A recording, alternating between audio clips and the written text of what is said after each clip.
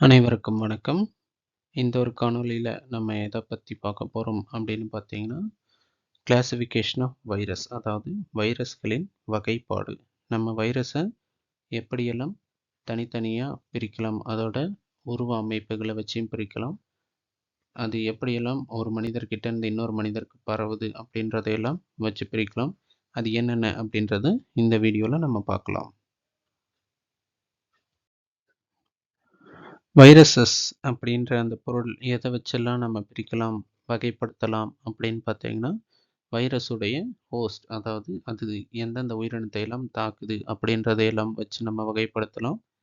அது என்ன மாதிரியான நோய்களை மனிதர்களுக்கு உண்டாக்குது, டிசீஸ் இன் ஹியூமன், என்ன மாதிரி நோய்களெல்லாம் உண்டாக்குது அப்படின்றதையெல்லாம் வச்சு அதை வகைப்படுத்தலாம். அடுத்ததா டார்கெட் டிஷ்யூஸ்.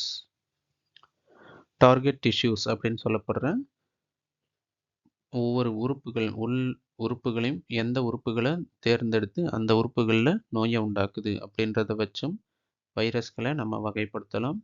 அடுத்ததா வைரஸ் பரவும் முறைகள், மோட் ஆஃப் டிரான்ஸ்மிஷன்.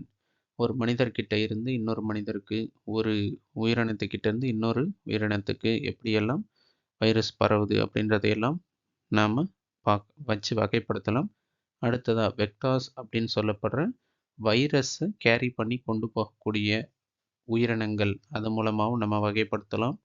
வைரஸ்களுடைய ஸ்ட்ரக்சர், அதோடைய உருவத்தை வச்சும் நம்ம வகைப்படுத்தலாம். அண்ட் கடைசியாக பார்த்தீங்கன்னா, வைரஸுடைய நியூக்ளிக் ஆசிட் அப்படின்னு சொல்லப்படுற டிஎன்ஏ அல்லது ஆர்என்ஏ, அதை வச்சும் நம்ம வகைப்படுத்தலாம். வைரஸுடைய நியூக்ளியஸ், அதாவது நியூக்ளிக் ஆசிட் அப்படின்னு சொல்லப்படுற டிஎன்ஏ அல்லது ஆர்என்ஏவை வச்சு நம்ம எப்படி வகைப்படுத்துவோம் அப்படின்னு பார்த்தீங்கன்னா, அதோடைய ஸ்டாண்டர்ட்னஸ் அப்படின்னு சொல்லப்படுற ஏணிப்படிகள் மாதிரி இருக்கக்கூடிய டிஎன்ஏவையோ அல்லது ஆர்என்ஏவையோ நம்ம அந்த ஏணிப்படிகள், ஏணிப்பளுக்கள் அப்படின்னு சொல்லுவோம். அந்த ஏணிப்பளு அதை வந்து ஒரு பக்கம் பாசிட்டிவ் ஸ்ட்ராண்ட், இன்னொரு பக்கம் பார்த்தீங்கன்னா நெகட்டிவ் ஸ்ட்ராண்ட் அப்படின்னு சொல்லுவாங்க. அந்த negative sense or positive sense அதை மட்டுமே வச்சு நம்ம வைரஸ்களை வகைப்படுத்தலாம். அடுத்தது கிளாசிஃபிகேஷன்ஸ்.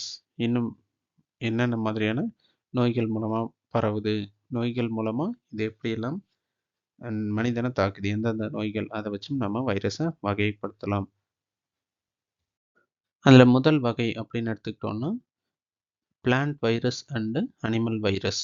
அதாவது செடி கொடிகளையும் மரங்களையும் தாக்கக்கூடிய வைரஸ்கள், அடுத்ததாக மனிதர்களையும் விலங்குகளையும் தாக்கக்கூடிய வைரஸ்கள், இப்படின்னு ரெண்டு பார்க்குறோம்.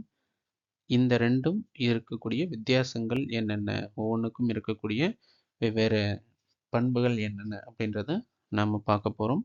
அதில் முதலாவதாக பிளான்ட் வைரஸ். அதோடைய பண்பு செடி கொடிகளையும் மரங்களையும் தாக்குறது. அனிமல் வைரஸஸ் அப்படின்னு சொல்கிறது மனிதர்களையும் விலங்குகளையும் தாக்கக்கூடியது.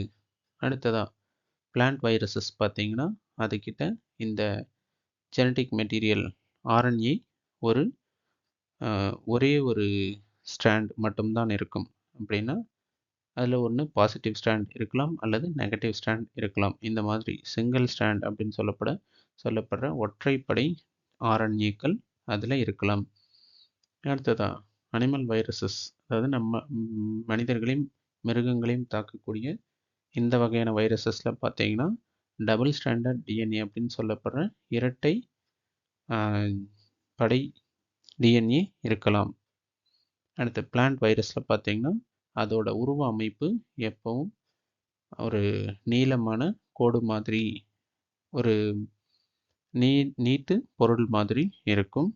இதுவே நீல வடிவத்தில் இருக்கும். இதுவே அனிமல் வைரஸ் அப்படின்னு சொல்லப்படுற மனிதர்களை தாக்குற வைரஸில் பார்த்தீங்கன்னா இது எல்லாமே நீல வடிவத்திலையும் இருக்கும் அல்லது வட்ட வடிவத்திலையும் இருக்கும்.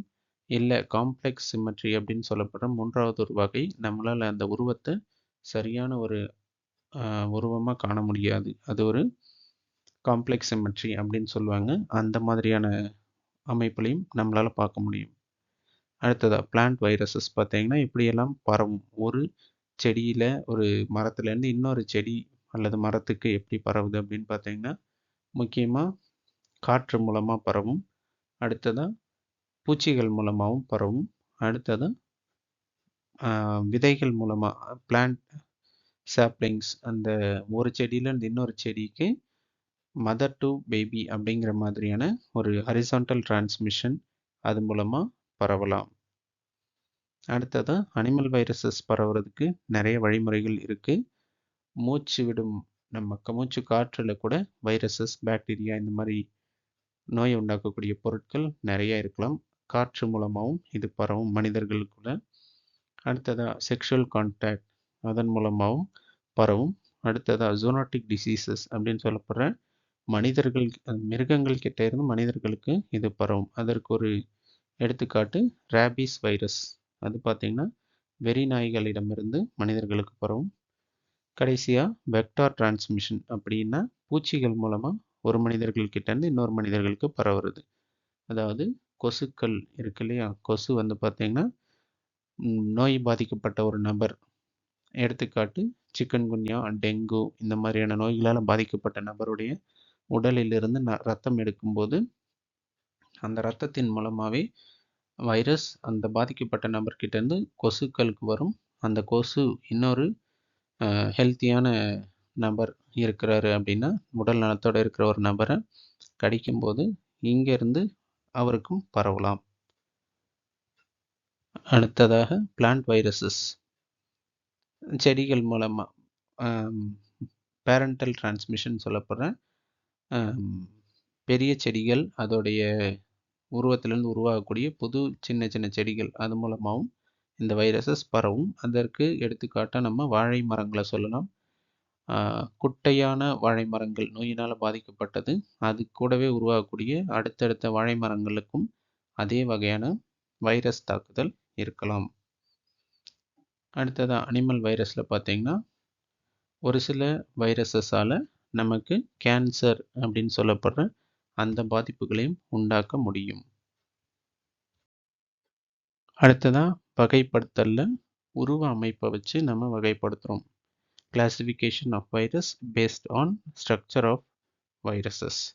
அதாவது வைரஸுடைய உடல் அமைப்பு, அதோடைய உருவ அமைப்பை வச்சு நம்ம இப்போ வகைப்படுத்த போகிறோம். அதில் முதல் வகை ஹெலிக்கல் சிமெட்ரி அப்படின்னு சொல்லப்படுற நீல வடிவத்தில் இருக்கக்கூடிய வைரஸஸ். அதோடைய கேப்சிட் அப்படிங்கிற அந்த புரதம் வந்து பார்த்திங்கன்னா வைரஸோட உருவத்தை நீளமாக ஒரு முடி மாதிரியான ஒரு உருவ அமைப்பில் உருவாக்கும். அதோடைய கேப்சிட் புரதங்கள் அந்த மாதிரி ஒன்றோட ஒன்று அந்த அடுக்குகள் உண்டாகி நீளமாக மாறும். நீளம்னா நீட்டு அமைப்பில் அது இருக்கும். அதுக்கு எக்ஸாம்பிள், அது எடுத்துக்காட்டுன்னு பார்த்தோம் அப்படின்னா டொபாக்கோ மொசைக் வைரஸ் அப்படின்னு சொல்லப்படுற புகையிலை செடிகளை தாக்கக்கூடிய வைரஸ். அடுத்ததாக ரேபீஸ், வெறிநாய் கடியினால் ஏற்படக்கூடிய நோய், அந்த நோய்க்கு காரணமான கிருமி ரேபீஸ். அடுத்ததாக இன்ஃப்ளூயன்சா வைரஸ், பேரா influenza virus, mumps and measles அப்படின்னு சொல்லப்படுற அம்மை நோய்களை உண்டாக்கக்கூடிய வைரஸஸ். இரண்டாவது உருவ அமைப்பு அப்படின்னு பார்த்தோம்னா இக்கோசாஹெட்ரல் சிமெட்ரி அப்படின்னு சொல்லுவாங்க. அதாவது வைரஸோடைய உருவம் ஒரு வட்ட வடிவத்தில் இருக்கும். இங்கே பார்த்தோம் அப்படின்னா இந்த வட்ட வடிவம் தான் என்னது, இக்கோசாஹெட்ரல் சிமெட்ரி. இதில் பார்த்தீங்கன்னா இந்த கேப்சிட் புரோட்டீன்ஸ் இப்படி வட்ட வடிவத்தில் ஒன்றோட ஒன்று சேர்ந்து இந்த ஒரு உருவ அமைப்பை உருவாக்குது. அதுக்கு எடுத்துக்காட்டாக நம்ம போலியோ வைரஸ், அடினோ வைரஸ், ஹெப்பாட்டிட்டிஸ் அப்படின்னு சொல்லப்படுற ஈரலை தாக்கக்கூடிய வைரஸ், அந்த வகைகள்லாம் இந்த வட்ட வடிவ அமைப்பில் இருக்கும். மூன்றாவது நம்ம பார்த்தோம் அப்படின்னா உருவ அமைப்பு காம்ப்ளெக்ஸ் சிமெட்ரி அப்படின்னு சொல்லப்படுற வித்தியாசமான உருவ அமைப்பு. அதில் முக்கியமானது இந்த பாக்டீரியோஃபேஜஸ் அப்படின்னு சொல்லப்படுற பாக்டீரியாவை தாக்கக்கூடிய வைரஸஸ். அது பார்த்திங்கன்னா ஒரு தலைப்பரட்டை அப்படின்னு சொல்லப்படுற தவளையோட குட்டி மாதிரி இருக்கும். அதோட தலைப்பகுதி மிச்சமெல்லாம் அதோட வால் பகுதி மாதிரி இருக்கும். மொத்தத்தில் இந்த 3 உருவ அமைப்பில் தான் நாம் வைரஸஸை பார்க்குறோம். ஒன்று ஹெலிக்கல் சிமெட்ரி, இரண்டாவது இக்கோசாஹெட்ரல் சிமெட்ரி, மூன்றாவது காம்ப்ளெக்ஸ் சிமெட்ரி.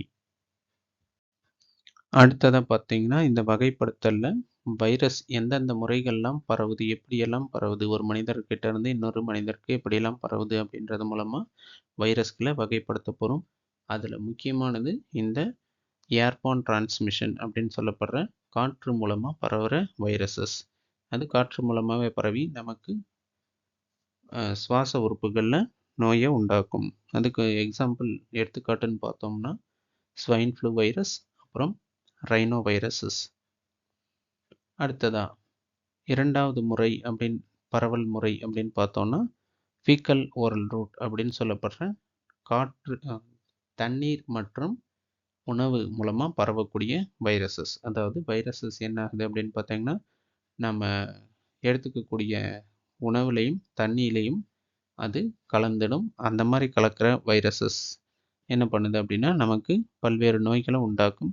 அதில் ரொம்ப முக்கியமானது இந்த ஹெப்பாட்டிட்டிஸ் அப்படின்னு சொல்லப்படுற நம்முடைய ஈரலை தாக்கக்கூடிய வைரஸஸ்.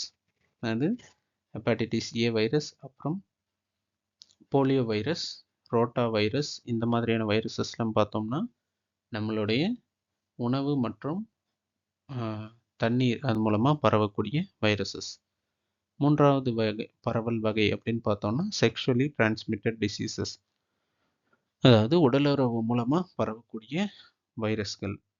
அதில் ரொம்ப முக்கியமானது ஹெச்ஐவி வைரஸ். அடுத்ததாக ஹியூமன் பேப்பிலோமா வைரஸ் அப்படின்னு சொல்லப்படக்கூடிய ஒரு வகையான வைரஸ். அது மூலமாக நம்ம உடம்புல மருக்கள் உண்டாகும். நிறைய பேரோட கைகளில், கால்களில் பாத ஆணின்னு சொல்லப்படுற அந்த ஒரு பாத ஆணியை உண்டாக்கக்கூடிய ஒரு வகை வைரஸ் தான் இந்த ஹியூமன் பேப்பிலோமா வைரஸ். அது இந்த மாதிரியான மருக்களை நம்ம உடம்புல உண்டாக்கும். அது கழுத்து பகுதியிலையும் கூட நாம் பார்க்க முடியும்.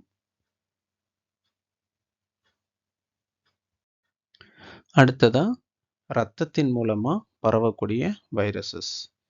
அதாவது நம்ம இரத்த தானம் செய்யும் போதோ அல்லது நம்ம காயங்கள் மூலமாகவோ பரவக்கூடிய வைரஸஸ் என்னென்ன அப்படின்னு பார்த்தோம்னா ஹெப்பாட்டிட்டிஸ் பி அப்படின்னு சொல்லப்படக்கூடிய இந்த வைரஸ் இரத்த தானம் மூலமாக பாதிக்கப்பட்ட ஒரு நபர்கிட்ட இருந்து நல்லா இருக்கிற அல்லது உடல்நிலை சரியில்லாத ஒரு நபர், இரத்தம் தானம் வேண்டி இருக்கக்கூடிய ஒரு நபருக்கு ரொம்ப வேகமாக பரவிடும்.